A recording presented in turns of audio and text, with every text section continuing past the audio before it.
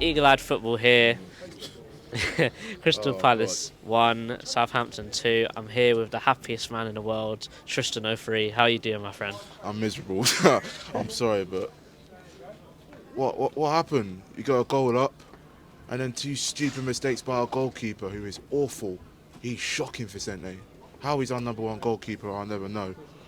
It was just like, the thing is, we didn't even play that sort of bad in the first half. Second half, I don't think we had a shot on target. And then Vicente dancing around with the ball, cocks it up, and then Armstrong with the goal, puts it away. I just stood up out of my seat with my head to my hand, so I'm on my head like this, like, what have I just seen? We losing to a team at rock bottom of the Premier League table. They've lost their last 6. They've hardly scored any goals. They'll come here and of course they beat us. Don't. It's just like we never learn, man. It's pathetic. Like, it's just boring to watch. The style of play is dead. The atmosphere wasn't good at all, apart from when the fans slightly turned towards the end, when the full-time whistle went, or when a decision wasn't going our way. Like, that's another home game, another defeat. At least we scored. I mean, that's the only positive thing. Whoopee, Edouard scoring and disappearing off for the next, 50 to 60 minutes. And the thing is as well, is tactically Vieira, man, he got it all wrong again. Bringing on 2 substitutions and then we concede and go 2-1 down, and we haven't got a plan. We haven't got a plan C, because the subs were a plan B, because the players that are on the pitch just were getting tired or just weren't pulling their weight around, man. And it's just so boring. I can remember, saying, against the Fulham. So when we played Fulham at home, we lost 3-0. And I was saying to people, I was saying in my video, this is just the beginning of the wheels coming off. I could just see the writing on the wall. I could just see what was coming. And the Bournemouth game, Bournemouth are rubbish. And that's just like, that means nothing now, because you lose 4-0 to Tottenham, capitulate the way we did, and it's back to square one. And then you play a team, like I said, are rock bottom of the table and lose 2-1. We never learn, man. And it's just like, we haven't moved on as a club. We're not going to be signing any players this January, let's be honest. Otherwise, we would have been leaked to about 5 to 10 players right now. There's always going to be rumours, man. But it's just like the same old Palace at the end of the day. We'll probably end up with a free player at the age of 38 or something. Well, last season, Jack Butland was our cup keeper, and I reckon that he would have played today. However, we've made a questionable decision to allow him to go out on loan to Man United. Do you think that maybe that's sort of a factor to play in today's game? Because Vicente sort of knows in the back of his head, there ain't no one to take my spot right now, because I think John Stone's not fully fit yet. Do you think that's probably why 100%. he sort of didn't play to the best of his abilities today? Definitely, man. Definitely. He was shocking, Gaeta. Johnson, if he's not fully fit, then I could maybe slightly understand why Vieira didn't have him in the team, even though I don't think Vieira's got faith in him compared to his faith in Vicente Gaeta. But today, I mean, the fact we struggled to beat Southampton and we lost to them in the manner we did, gifting them 2 goals. We were trying, but the football wasn't good enough. Our end product was horrendous. Absolutely horrendous. I can remember in the first half, we went 1-0 up, of course. We had a chance to make it 2-0. I think Wilf was through on the counter and that. Oh, man, at least they're passionate still, the Palace fans. But no, I mean... Nah, he's just my friend. He's taking the mick. He's an Arsenal fan.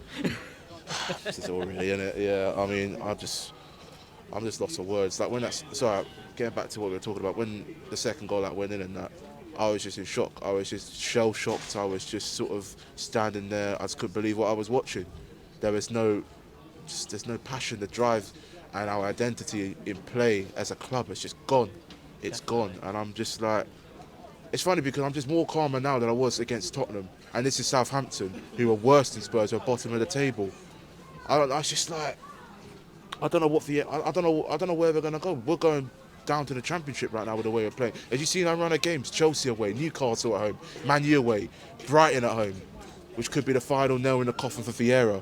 It could deter whether we're going to actually push on, try and get top 10, or we're heading down. Because the way Brighton are, they'll muller us. The way Newcastle are, they'll capitulate us.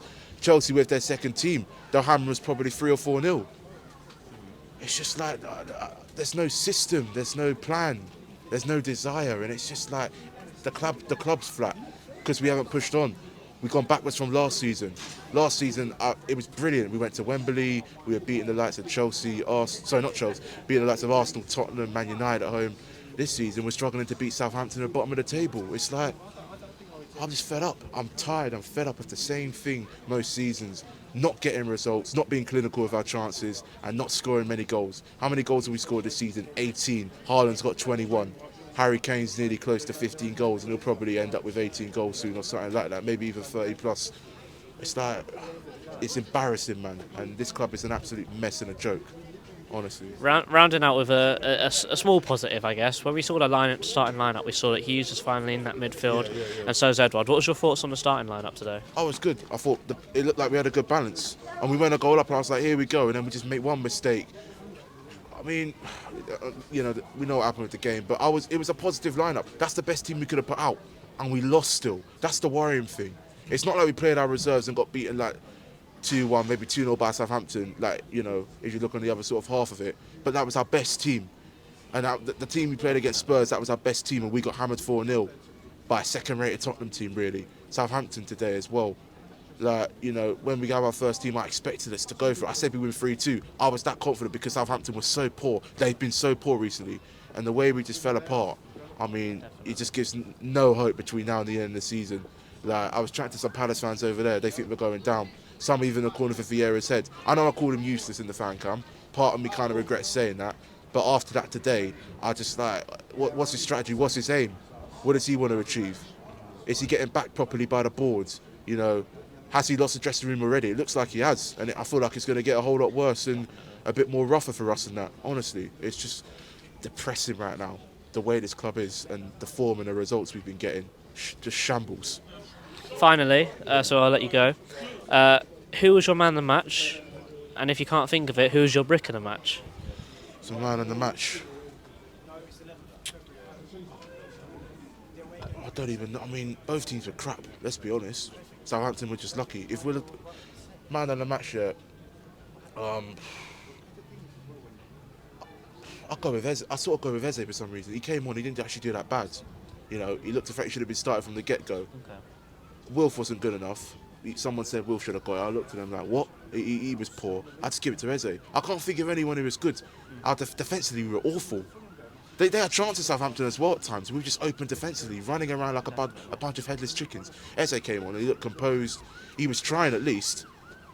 I mean, I could have said Ayew, but Ayew, I mean, his end product was poor. His decision making was shocking.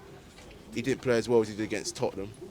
But yeah, I mean, anyone close to a man in the match of Palace, I'd say Eze. I can't really think of any Southampton player because we gifted them 2 goals. Same old Palace, mate. Same old. So, yeah. Brick of the match is obvious. Who would you say it is, mate? Go on, who would you say? I say it's obvious, no? Brick of the match. Vicente. Oh, yeah. So I was going to say for a minute. Yeah. I don't want to see him play for Palace again. I mean, in reality, he probably will, but I just fell up. He's not good enough. Ward ain't good enough. Slip ain't good enough. The Championship standard. Mateta isn't good enough. Edouard's too much hot and cold. At least they blows hot and cold as well. Wolf's not been on form recently. You know what I mean? Gay's been horrendous. The only good defender, the only player who's been pretty solid is Joachim Andersen. I feel bad for him. You know what I mean? That guy gives his all, and he's always trying. But he's just got crap players defensively and all over the pitch around him, man. Tristan, it's been a pleasure. Up the Palace. Always, man. Up the Palace, even though we're playing rubbish.